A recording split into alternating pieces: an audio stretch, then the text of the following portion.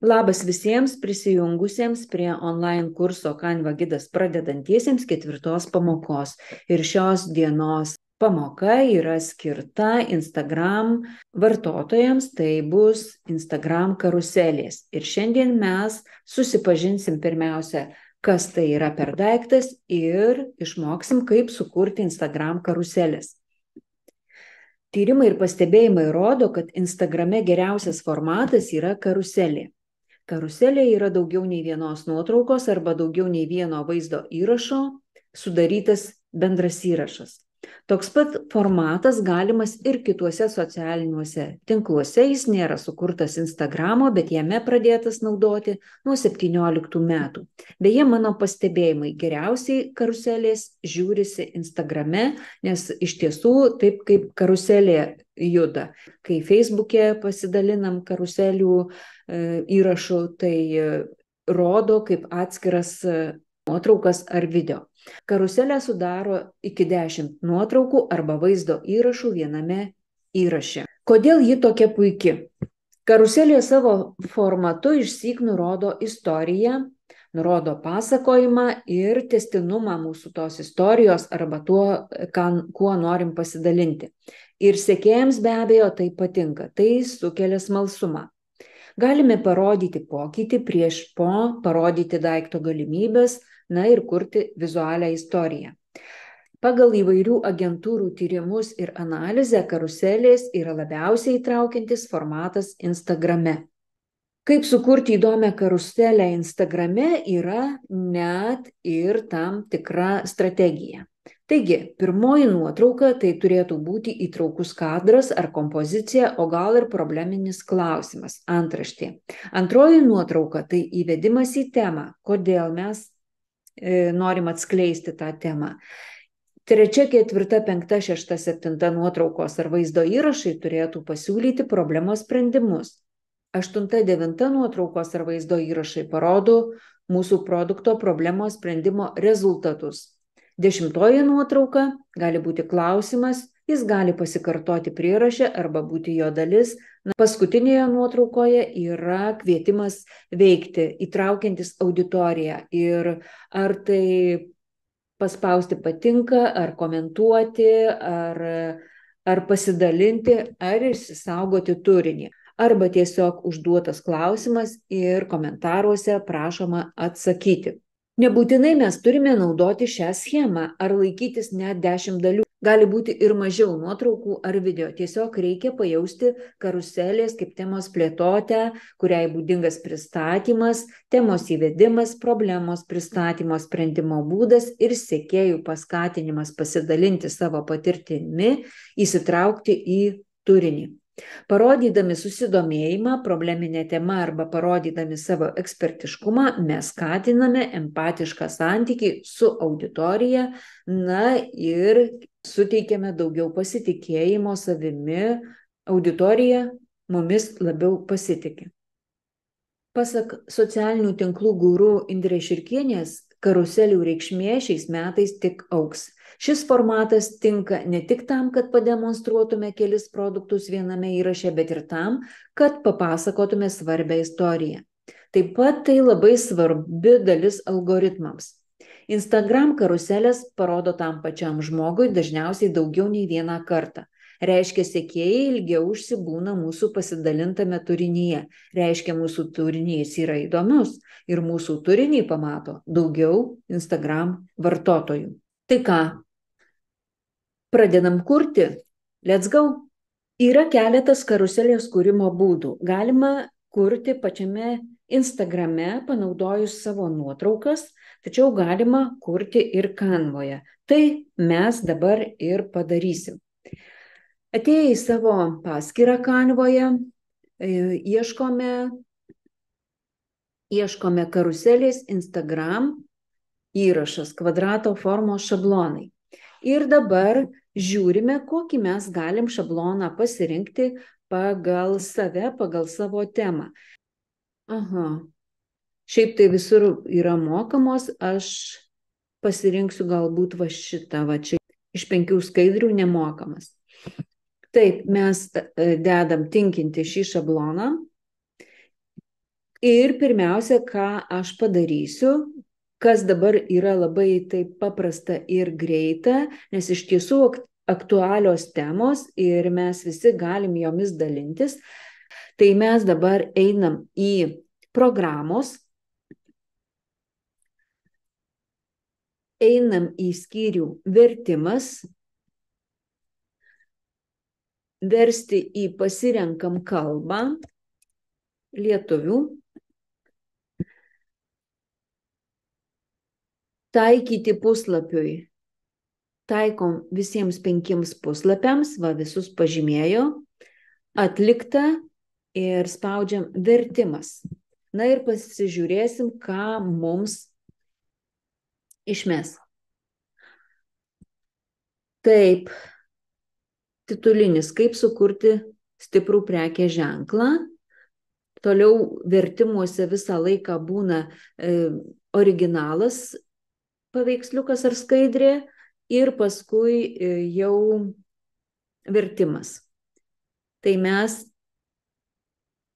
originalą ištrinsim. Dabar reikia mums sutvarkyti, aišku, viską išvertė puikiai, paskui pasižiūrėsim, pakoreguosim dabar, kaip truputėlį pakoreguoti šį užrašą. Tai mes matom, kad jis toks labai suspaustas ir sugrūstas, tai pamažinam truputėlį jo šriftą. Pamažinam šriftą, dabar yra 115, na 104, pažiūrim 104 ir dabar norisi tarp eilučių truputėlį tarpus padidinti, vat yra taip pat funkcija tarpai ir mes padidinam, vat, patraukiam su pele ir automatiškai, kad išsiskirtų vat, žodžiai. Taip, dabar čia mums šito nebereikia, čia mums šito nebereikia, čia mums taip pat šito nebereikia. Taip, kaip sukurti stiprų prekės ženklą. Čia šios mums puslapio šito nereikia. Antras, mums šito nereikia. Aiškiai apibrėžkite savo prekės ženklo tikslą, vertybės, asmenybę ir tikslinę auditoriją. Nu, va matot. Čia gali būti jūsų svetainės adresas ar socialinio tinklo, kito socialinio tinklo nuoroda. Toliau, trečio puslapio mums taip pat nereikia, ištrinam.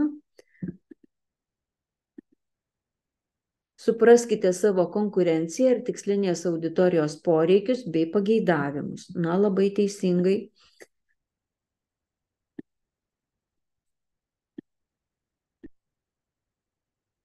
Taip, toliau. 4 mes originalą puslapį ištrinam.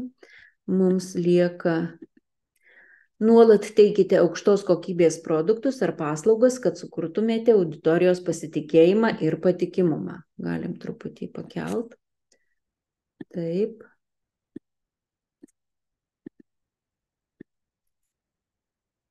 Ir 5 mes ištrinam. Taip.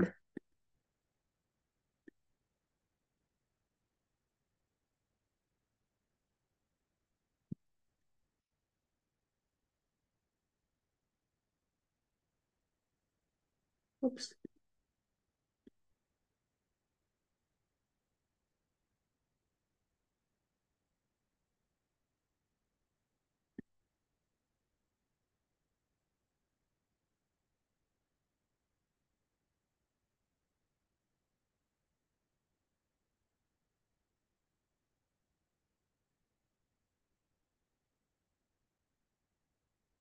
Na va, išsaugokite šį įrašą, jums tai naudinga. Be abejo, galima dar dadėti elementą, kur kaip atrodo, kad mes išsaugotumėm. Mums reikia linijos, rodyklės, galbūt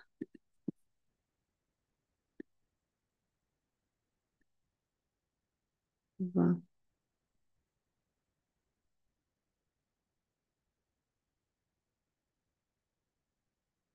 Na, aš čia taip jau, kad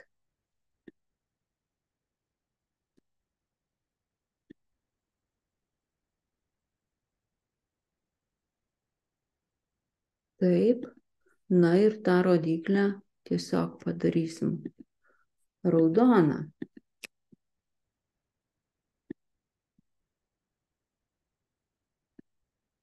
Va.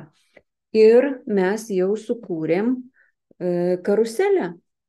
Ir čia galima pridėti savo elementų. Šitą irgi ištrinam. Toliau einu į savo telefoną, atsidarau Canva programėlę, atsidarau savo projektą, karuselės, dar pasižiūriu, ar viskas tvarkoj ir dabar mano užduotis parsisiųsti. Spaudžiu dešiniai pusėje viršuje rodiklėlę atsisiųsti, apačioje taip pat atsisiųsti ir PNG paveikslėliai atsisiųsti ir dabar turi visi parsisiųsti į mano galeriją. Taigi, siunčiasi į galeriją. Kai tik atsisiunčiam į galeriją, kitas žingsnis einam į savo Instagram paskyrą ir atsidarom ir spaudžiam post ir atsidaro mūsų galerija. Čia mes randame tokį mėlynas, matote, dvigubas kvadratėlis ir kai tik pažymim nuotraukas, tai jisai nusidažo mėlynai ir parenkam karuselę nuo pirmos nuotraukos, 1, 2, 3, 4, 5. Čia kažkodėl pas mane visuomet išsisaugoja dvigubai.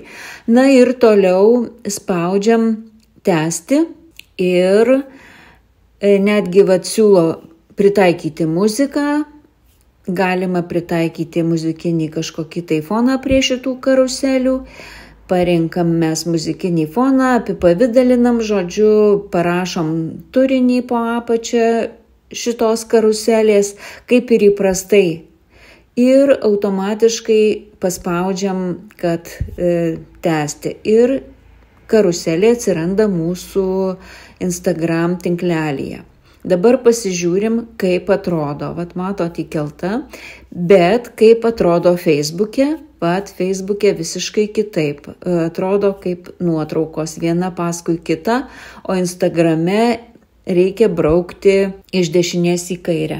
Dabar grįžtam prie kompiuterio ir pabandom dar paieškoti šabloną. Na, radau dar vieną pavyzdį, galbūt čia tinkamas nekilnojamo turto brokeriams šis šablonas. Pabandom išversti, kaip rasti savo svajonių namus. Turbūt taip galima būtų versti, ar ne? Einam vėl į programos, einam į vertimą, pasirinkti kalbą lietuvių, versti visus 5 puslapius, atlikta ir verčiame. Taip. Kaip atrodo lietuviškai, kaip susirasti savo svajonių namus. Taip. Originalą ištrinam. Taip. Kadangi paveiksliukas dengia tekstą, mes tekstą galbūt sumažinam iki 100. Ir paveiksliuką galim truputį pakoreguoti. Taip. Vat, matosi ir paveiksliukas, kaip susirasti savo svajonių namus. Kaip manom, gal mums reikia ir tarpus padaryti truputėlį didesnius. Taip. Aha. Dar kartelį patikrinam šriftą, nes dažnai būna, kad tik viena eilutė pasitvarko, pasididina ar pasimažina šriftas. Aha.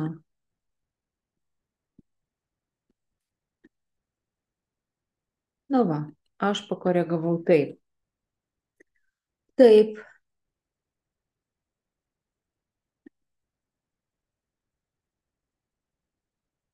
Pirma, apibrėžkite savo poreikius. Čia man norisi šitą padidinti tarpus tarp eilučių, ar ne, kad nebūtų taip sugrūsta.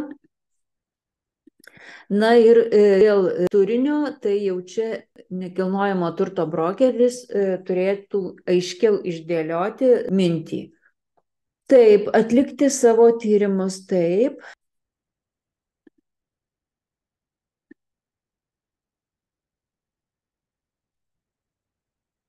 Taip.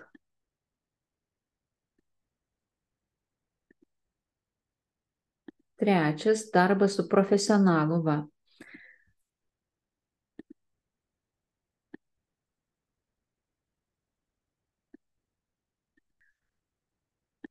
Taip. Čia sumažinam šriftą, nes matom, kad jisai, uždengia viską.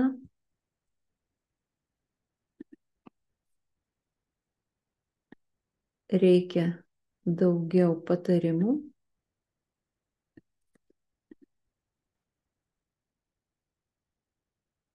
Dar sumažinam šriftą, kad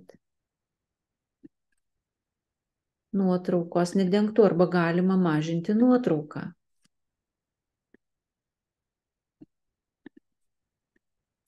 Ant nuotraukos galim truputėlį, bet ne, mes pastumsim nuotrauką ir automatiškai užsidengs.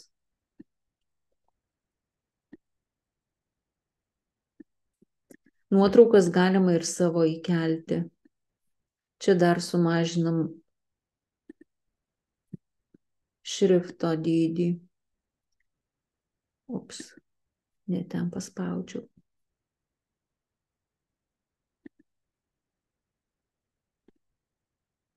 Na va, 80.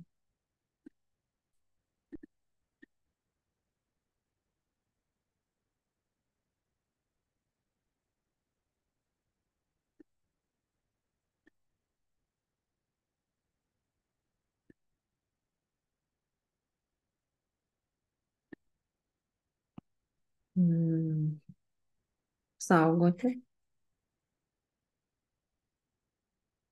Čia saugoti, žodžiu, išsisaugoti. Spausti. Na va, spausti širdelę, saugoti, reiškia šitą patarimą, komentaras ir dalintis. Sekite daugiau. Na va, nekilnojamo turto agentui jau yra paruoštas šablonas. Be abejo, čia galima keisti spalvas pagal savo brand kitą, tiesiog, na, čia jau kiekvienas pagal save. Kas liečia koregavimus, tai reikia jau truputėlį pažaisti, grįžtu atgal. Va. Tai tiek. Na ir dabar aš norėčiau parodyti keletą pavyzdžių, kuriuos aš sukūriau būtent Canva programėlės pagalba ir tiesiog pasinaudojau šablonu, net ne vienu šablonu, ir tiesiog pasižiūrėkim kaip pavyzdį, kaip tai atrodo. Tiesiog paėmiau šabloną ir įkėliau lietuvišką tekstą. Dabar tai yra dar paprasčiau ir lengviau. Ir tiesiog viskas jau yra suredaguota, tiesiog reikia tik įkelti savo tekstą ir laisvai galima panaudoti tas karuseles. Kaip matot, net yra ir komentarų, žmonės patenkinti, kad pasidalinau šiuo turiniu. Na ir dabar pasižiūrėkime pavyzdį, kurį aš sukūriau iš šablono Canvos programėlėje. Ir būtent apie tai, kodėl turėtume skelbti karuselės.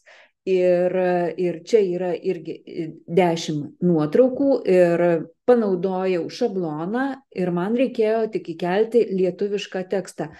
Netgi panaudojau šablone esamą turinį. Tai tiesiog tikrai labai paprasta, nes šablonuose yra labai daug naudingo turinio. Taigi, kodėl turėtume skelbti karuselės, mes jau kalbėjom prieš tai, bet dar kaip tai atrodo, tarkim, pačioj karuselėje. Vyksta šios funkcijos augimas, karuselių įrašai turi didelį pasiekiamumo ir auditorijos įsitraukimo rezultatus. Tai buvo pasidalinta 21 metais, reiškia aktualu ir po 3 metų. Taigi, ar esame pasiruošę šiai paslapčiai? Pasinerkime kartu. Sukurti gerą, naudingą turinį ne visada taip jau ir lengva.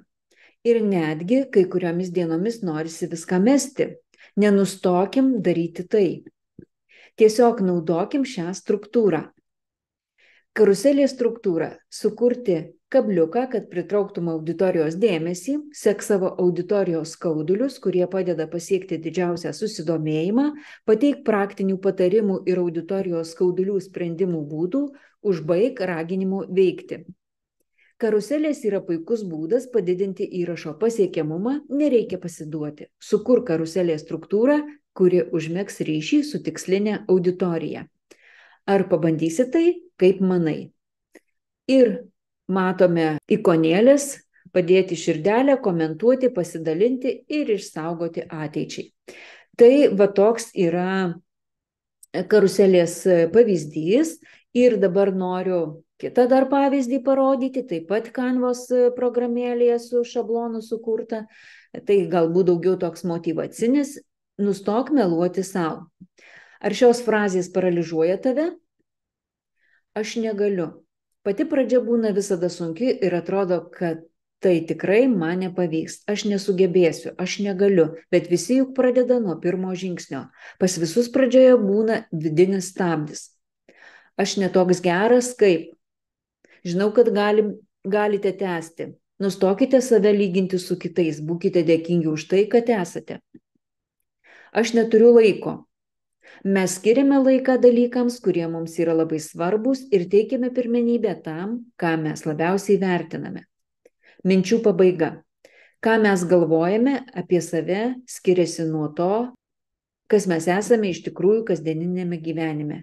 Būkite malonūs savo. Aš atsakingas už savo gyvenimą, todėl aš galiu, aš esu savo srities profesionalas, aš turiu laiko. Ar tau tai padėjo? Dalinkis su draugais. Na, taip pat pasidalinta 21 metais. Dar vienas pavyzdys. 3 vizualo klaidos, kuriant pasitikėjimą. Ar tu kaltas dėl šių dalykų? Taip, mano vizualas chaotiškas. Kodėl? Norėjusi išbandyti vis kitas spalvas, įmantresnius šriftus, skirtingų temų nuotraukas, galvojau, kad tai patiks mano sekėjams. Nusprendžiau labiau pasidomėti šiuo klausimu ir tikrai atkreipiau dėmesį, kad paskyros su apgalvotu dizainu daug mieliau žiūrisi. Tiesiog norisi užeiti ir pažiūrėti, kokiu turiniu dalinasi, netgi pradėti sekti. Mano įrašų turinio klaidos. Brauk toliau. Per daug šriftų.